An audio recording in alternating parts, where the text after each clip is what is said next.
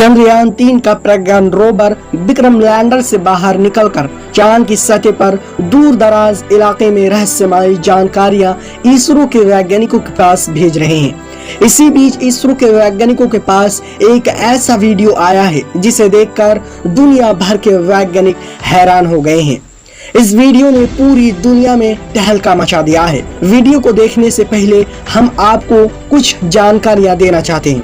दरअसल दोस्तों, प्रज्ञान रोवर चांद के दूर दराज इलाके में घूम रहा है और चांद की वीडियो को इसरो के वैज्ञानिकों के पास भेज रहे हैं। चंद्रयान-3 का विक्रम लैंडर 23 अगस्त के दिन चांद की सतह पर शाम को 6:04 पर सफलतापूर्वक सॉफ्ट लैंडिंग किया था।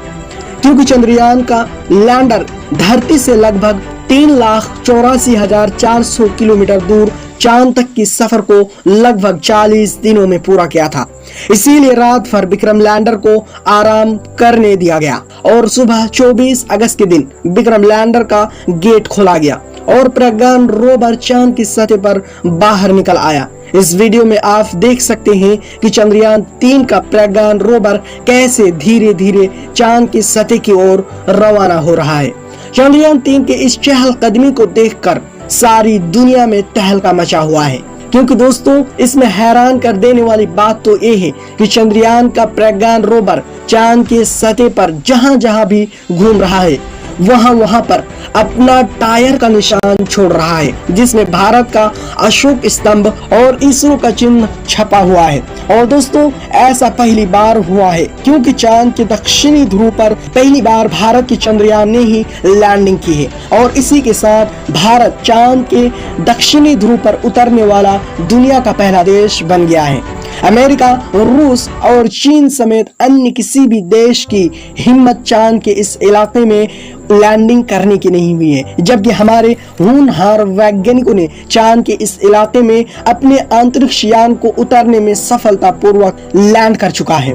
यहाँ तक कि अमेरिका ने लगभग 18 मून मिशंस किए हैं और रूस ने भी 25 मून मिशंस किए हैं। अगर बात करें अमेरिका की, तो इन्होंने चांद पर इंसानों को भी भेज दिया है, लेकिन चांद के उत्तरी ध्रुव में सारे मून मिशंस किए गए हैं, जबकि दक्षिणी ध्रुव में कोई भी मून मिशन नहीं किए गए थे।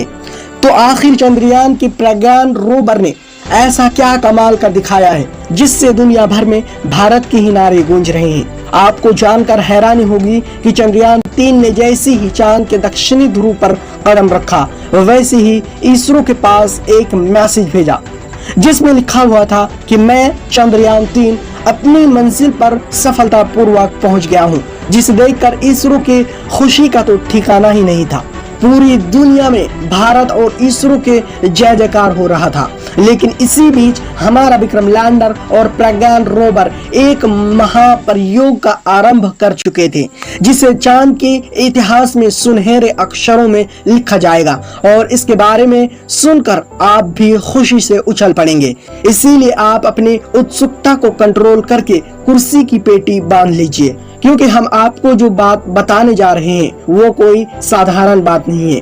दोस्तों बात कुछ ऐसी है जैसा कि हमने आपको बताया कि 23 अगस्त के दिन चांद पर उतरने के बाद विक्रम लैंडर ने थोड़ा आराम किया, क्योंकि उसने 55 लाख किलोमीटर का लंबा सफर तय किया था और 24 अगस्त के दिन इसने अपना अगला कदम की तरफ बढ़ना शुरू किया, जो कि था चांद की सतह पर विक्रम लैंडर से रोवर को निकलना। और जैसे ही उसने विक्रम लैंडर से रोवर को बाहर निकाला, उसके बाद वो पल इतिहास बन गया। दोस्तों चंद्रयान-3 के प्रज्ञान रोवर जैसे ही विक्रम लैंडर से बाहर निकलकर चांद की सतह पर चलना शुरू किया, वैसे ही इसने चंदा मामा पर भारत की अमिट छाप छोड़नी शुरू कर दी, क्योंकि इसरो ने प्रज्ञान रोवर के पहिए पर इसरो का लोगो और भारत का राष्ट्रीय चिन्ह अशोक चक्र को लगाकर छोड़ा था। जैसे जैसे ये चांद पर सफर करते हुए आगे बढ़ रहा है, वैसे वैसे अपने पीछे भारत की नेशनल अमिट छाप अशोक स्तंभ और इसरो के लोगों की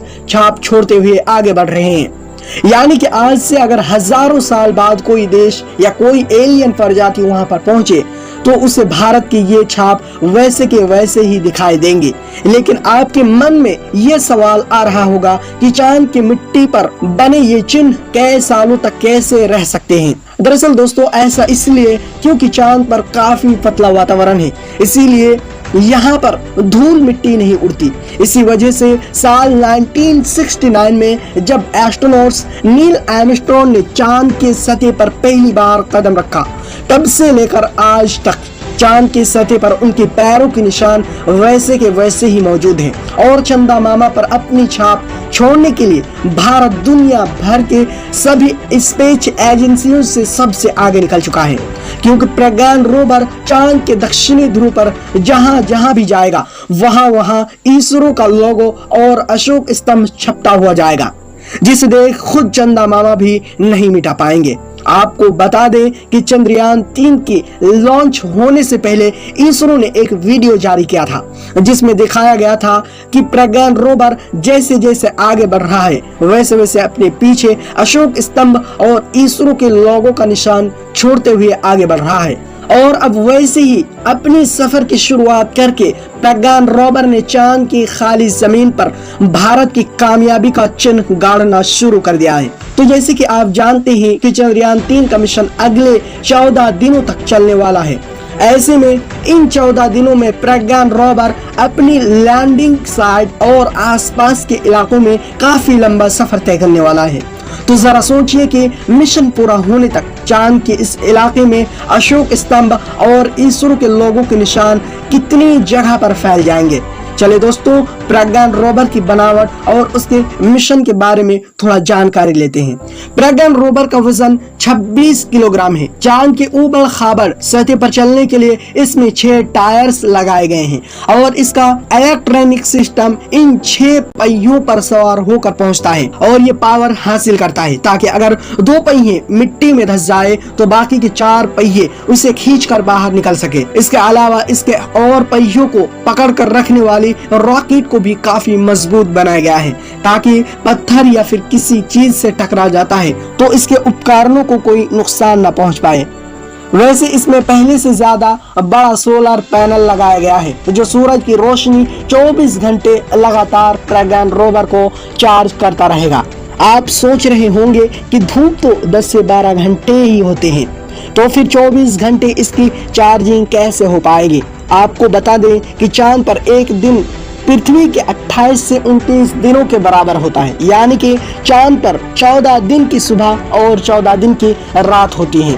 इसी बात का फायदा उठाते हुए चांद के इसी महीने की सुबह को चंद्रयान 3 को चांद पर उतरने का फैसला लिया गया था ताकि विक्रम लैंडर और प्रज्ञान रोवर के सोलर पैनल काम करते रहें और अगले दिनों में जितना हो सके उतना ज्यादा रिसर्च कर पाए, क्योंकि 14 दिनों के बाद धीरे धीरे इसकी चार्जिंग खत्म हो जाएंगी और ये दोनों बंद पड़ जाएंगे। आपकी जानकारी के लिए बता दें कि चंद्रयान ने ऐसी कोई भी फोटोज या वीडियोस नहीं भेजी हैं जिसमें एलियंस के मौजूद होने का सबूत मिल रहा हो। दोस्तों, आपको क्या लगता है, क्या चंद्रयान 3 चांद पर पानी की तलाश कर पाएगा या भी नहीं? अपनी राय कमेंट में जरूर बताएं। इस वीडियो को एक लाइक करके अपने भरोसेमंद साथी को इस वीडियो को शेयर जरूर करें और अपने भरोसेमंद चैनल को सब्सक्राइब जरूर करें। तो मिलते हैं किसी और इंटरेस्टिंग वीडियो के साथ। वीडियो को अंत तक देखने के लिए धन्यवाद।